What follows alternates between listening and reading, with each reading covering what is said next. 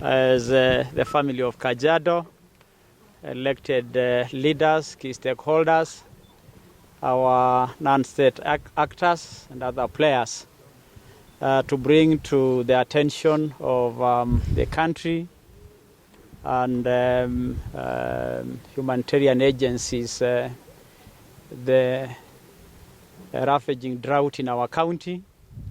I want from the onset to state that the drought situation in Kajiado has reached an unprecedented level, surpassing the severest of droughts of 2009. And we have had a conversation around finding short-term, medium-term, and long-term measures to address the drought situation.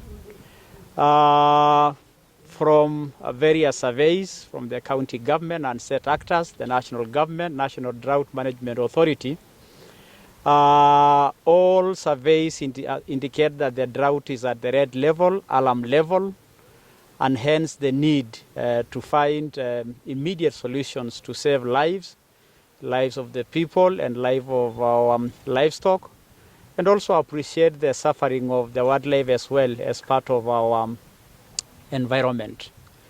We have agreed that relief food to the affected communities, cash transfers to vulnerable persons, food to school-going children, and nutritional food for young children and lactating mothers need to be forthcoming urgently.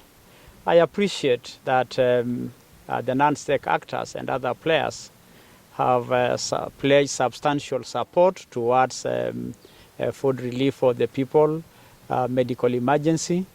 And on the livestock front, the issue of food pellets for our livestock, the issue of vaccination occasioned by the movement of livestock across the county and some out of the county to other neighboring counties, and even some going out to the neighboring country of Tanzania, attracting a number of livestock diseases, hence the need for vaccination. We wish also to indicate that the water situation, as you are aware, Kajiado County is largely a water-scarce county, and the situation has been aggravated by the very long drought, so water tankering become another very big necessity.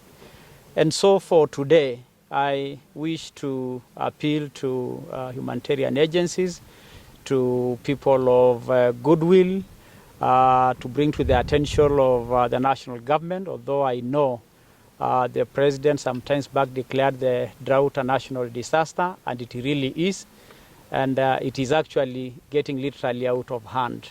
And so I call upon on all players to come forward and support this emergency situation.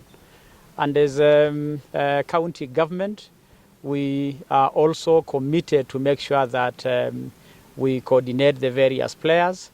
We have a little money in our emergency kitty, 130 million, which will make immediately available to support these efforts.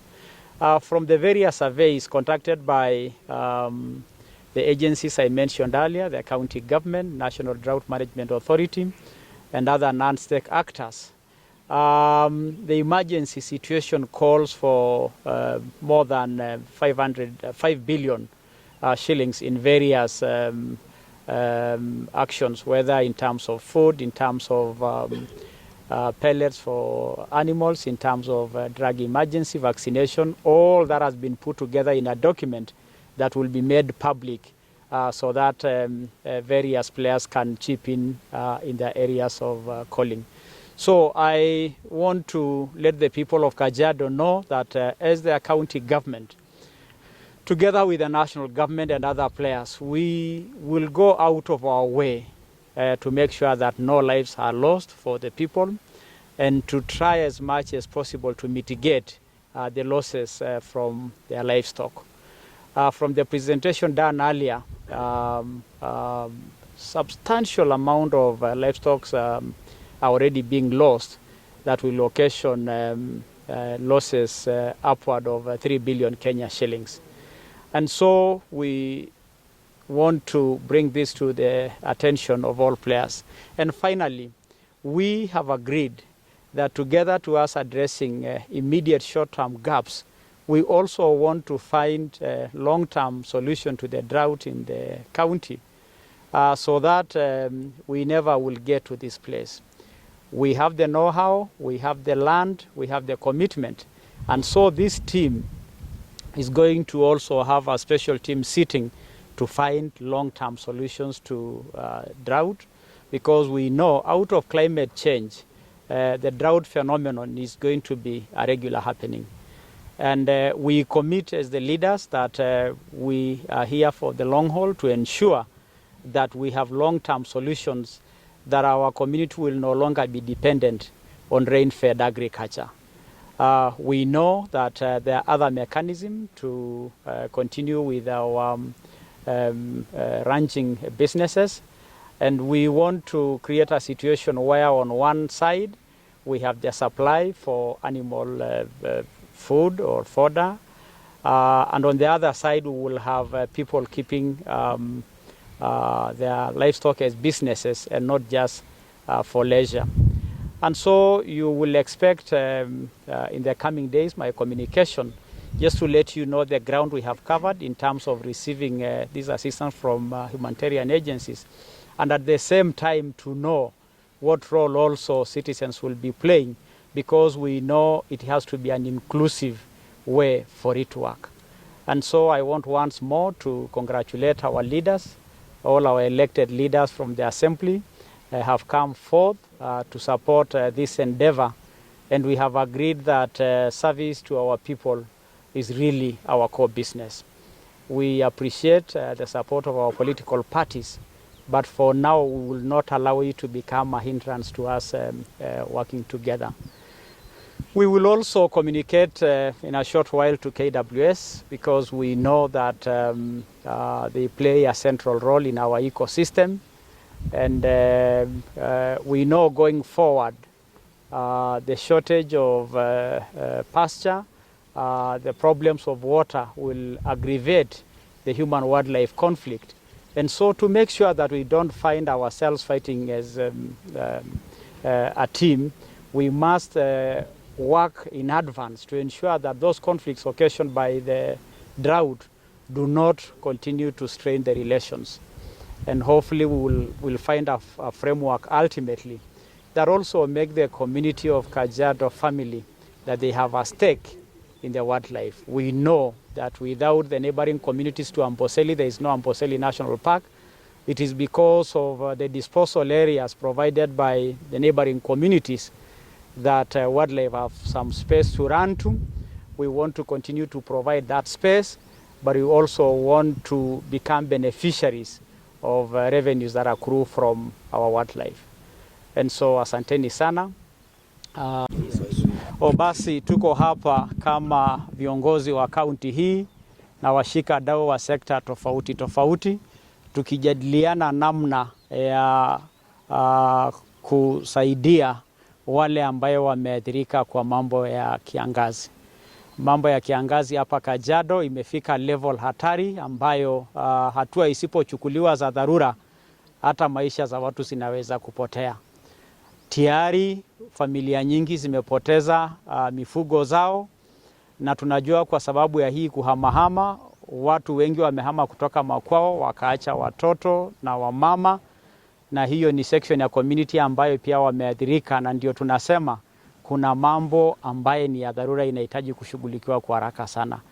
Chakula kwa wale ambaye hawapati chakula sasa, na tunajua ni wengi, idadi ya watu ni wengi ambaye kama zaidi ya watu 600,000, mifugo zaidi ya 450,000 siko katika hatari ya kufa kwa sababu ya kiangazi. Na ndio tunataka kuwaomba washikadau, kuwaomba serikali kuu na hata si serikali ya kaunti tuingilie kati, tuhakikishe kwamba hakuna watu watakufa njaa na mifugo hizi zimeokolewa. Tutakuwa na mipango ya muda mfupi kuhakikisha kwamba hili hatari ya dharura imeshughulikiwa. Tunajua muda sio mrefu watoto wetu watakuwa wanafanya mitihani, na kwa hivyo chakula kwa watoto ya shule ni muhimu sana. Otherwise wale wanaenda kufanya mitihani watashindwa kufanya hizo mitihani, na baadaye tupate janga ya watoto ambaye hawajafanya vizuri katika mitihani zao na maisha yao ya baadaye ipate kuathirika. Tunataka kuhakikisha kwamba watoto wataendelea kwenda shule. Tunajua kwamba kwa mambo ya nutrition kwa watoto wadogo na wamama wanaonyonyesha iko pia katika hali ya hatari, na agencies ambayo zinahusika kwa maneno hayo nao tunawaomba watokelezee mbele. Na kwa hivyo niwaambie watu wa Kajiado, kama viongozi wao, sisi tumekuja kufanya kazi kwa pamoja kushughulikia shida zao. Tunatambua labda tumetoka mirengo tofauti ya siasa, lakini hii si siasa, hii ni maisha ya watu wetu, na kwa sababu ndio tulichaguliwa kutatua shida zinazokumba kaunti yetu, ndio tumeweka siasa kando, ndio tuweze kufanya kazi kwa pamoja. Niwashukuru na niwapongeze sana washikadau tofauti. Many NGOs wako hapa, 15 tayari wako hapa na wengine wamepledge support yao. Tunawashukuru sana na kuwaomba wa broaden net yao kuhakikisha kwamba wamelete msaada ya dharura kwa kaunti yetu. Na kwa mambo ya wanyama pori, shirika la wanyama pori KWS tutazungumza na wao kwa sababu hata wanyama hao wanaathirika, na tunajua kwa sababu ya ukosefu wa maji na lishe za wanyama kutakuwa na mfurutano na msozano kati ya wanyama pori na wafugaji, na tutaki hiyo ikuwe ni shida ingine tuko nayo, na kwa hivyo tutazungumza na wao tuhakikishe kwamba tumeweka mikakati ya kuzuia kusosana kwa sababu ya mambo ya lishe na mambo ya maji. Na kwa muda sio mrefu tutakuwa mara kwa mara tukiwaeleza wana Kajiado ni msaada gani tumepata, mahali gani tumeweka na mipango gani sinafanyika, na serikali ya county katika ile kiti yake ya emergency tutaweka milioni 130 immediately ili kusupport hii effort hawa washikadau wengine kuhakikisha kwamba mambo ya kiangazi inashughulikiwa. So wana Kajiado, vile niliwaahidi juzi kwa inauguration yangu, nikiwa na shukurani nyingi sana kwenu kunichagua, na najua viongozi hao wenzangu pia wako na shukurani. Letu sasa ni kuwafanyia nyinyi kazi. Letu ni kuwafanyia nyinyi kazi. Sarakazi zingine za siasa hizo tumemalizana, hiyo mrengo ingine tutasubiri uamuzi ya koti kuu, liona jinsi inaitwa koti ya upeo, whatever that means. Ndio sasa Kenya tuendelee mbele. Na kwa hivyo nawashukuru sana wote mliohusika katika mkutano hii, na niwaombe wale ambaye hawakuweza kufika hapa na uko na nafasi ya kuweza kuingilia kati, jamani ingilia. So asanteni sana, Mungu awabariki. Kop nera nkulukon sidan nemelakwa nikigira adamu ajo kainye sira isere tenkara kialameyu. Meisha peeku kila enkara nalotu olameyu nikikwatana. Saka hii conversation haiwezi malizika bila kusema na lugha ya mama. Basi lama sailale nikibelelea ripoti kumokoleng ogeruno karibu MCS Kwakil ya rasmi deputy wa county commissioner Kimbodu Kali nakarakisia. Ndia kama mole hiyo lo ngoito ya rako oleng ikitia serikali ya Shumata na nyoshi nara